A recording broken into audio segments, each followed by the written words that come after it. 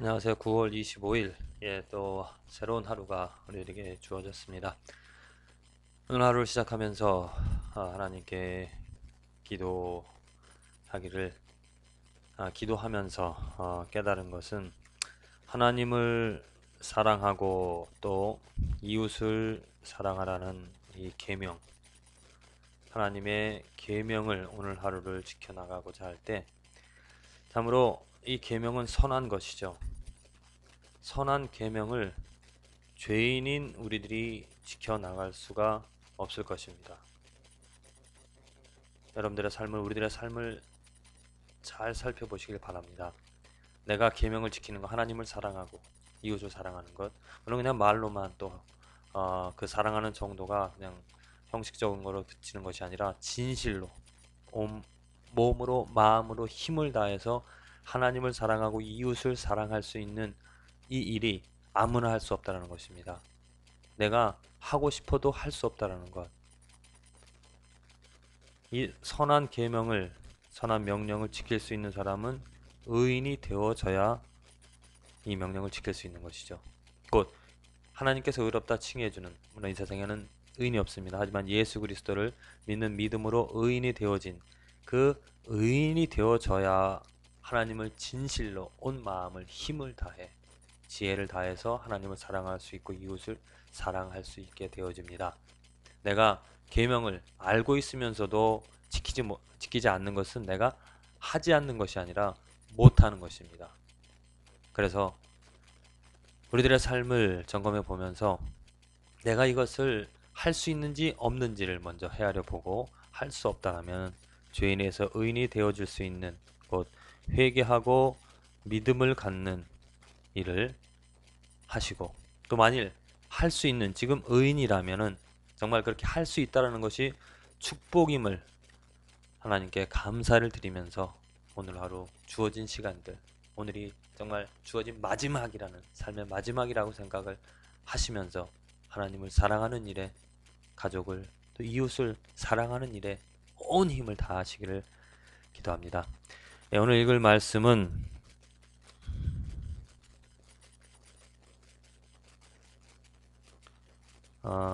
읽으면 사무엘하 21장, 갈라디아서 1장, 에스겔 28장, 시편 77편의 말씀입니다. 이 말씀 가운데서 사무엘하 21장 1절 2절의 말씀입니다.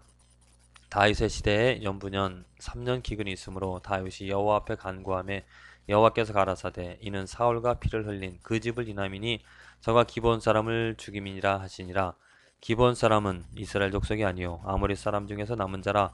이스라엘 족속들이 전에 저희에게 맹세하였거늘 사울이 이스라엘과 유다 족속을 위하여 열심히 있으므로 저희 죽이기를 깨하였더라. 예, 다윗이 왕이 되어지고 나서 이제 3년 기근이 있었습니다. 내게 이 기근은 하나님의 재앙이죠. 하나님으로부터 온 재앙입니다. 그런데 그 재앙의 원인이 무엇이었냐면은 사울이 기브온 사람을 죽였기 때문에, 우리가 이제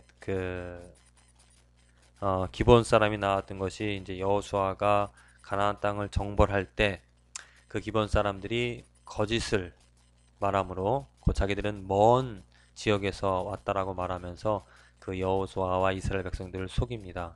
그런데 그들은 그 속임을 당하여서 꾀임을 당하여서 기브온 사람들과 약속을 하죠. 너희들을 치지 않겠다. 그다음에 너희를 치는 자에게는 벌이 임할 것이다. 그렇게 여호수아 이스라엘 백성들이 기브온과 약속을 하는데, 맹세를 하였는데 사울이 그 맹세를 저버리고 그들을 죽였습니다. 그래서 하나님이 그 벌로서 이제 3년의 기근을 이스라엘 땅에 내리시는 것이죠. 재앙을 내리시는 것이죠. 그래서 이후에 21장 이후에 보면은 이제 다윗이 그 기본 사람들을 불러서 어떻게 하면 너희들 그 원한을, 우리 잘못한 것을 갚을 수 있느냐. 그래서 그 사울의 가족을 주고 이제 그들이 그 원한을 갚음으로 인하여서 그 3년 기근이 끝나고 비가 내리는 이야기가 21장의 말씀입니다. 자, 이 말씀을 보면서 정말 하나님은 공의로운 분이시라는 것, 약속한 것을 지키시는, 또 하나님께서요 하나님의 백성인 이스라엘 백성들이 하나님의 그 공의로움을, 하나님의 정의로움을, 하나님의 의로움을 그대로 드러냈어야 되는데 드러내지 못한 것, 약속한 것을, 기본 사람들이 약속한 것을 분명하게 지켜내야 되는 것이 하나님의 의로움을 드러내는 이스라엘 백성들의 삶이었습니다. 그런데 그들이 그 하나님의 선택된 백성으로 하나님의 공의를, 의로움을 드러내야 할 그러한 사람들이 그 약속을 저버림으로 말미암아 하나님의 이름에 먹칠을 한 것이죠. 그래서 하나님이 그것을 지금 회복시키시는 것입니다. 자, 얼마나 하나님이 무서운, 또 하나님이 얼마나 신실하신 분이신지를 말씀을 통해서 우리 깨닫습니다. 하나님은 선택된 백성들 통하여서 하나님의 의로움을, 하나님의 성품을 드러내고자 하십니다. 그런데 조금이라도 그 성품, 그 이름을 먹칠을 하는 것을 용납치를 않으시죠. 지금 하나님께서는 예수 그리스도의 이름을 통하여서, 그 삶을 통하여서 믿는 자들을 부르시고 택하시고 그들을 통하여서 하나님의 공의를, 하나님의 의로움을, 하나님의 성품을 드러내고자 하십니다. 우리들이 오늘 하루를 살아가면서 나는 얼마나 성심을 다하여서 하나님의 성품을 드러내고 있는가? 하나님의 의로움을 내가 나타내고 있는가?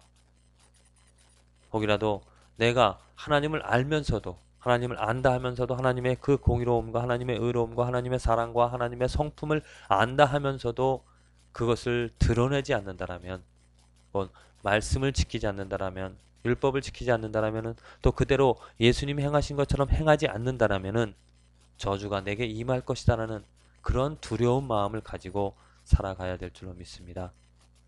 하나님은 모든 것을 헤아려 보시고 또 모든 것 만물 가운데서 이름 높임을 받으시기를 원하십니다. 우리들이 그 도구가 되어졌다는 선택받은 백성이라는 축복을 감사하면서 내가 행하는 모든 것들 가운데 순전하고 완벽하게 하나님의 의로움을, 하나님의 성품을 드러내시기를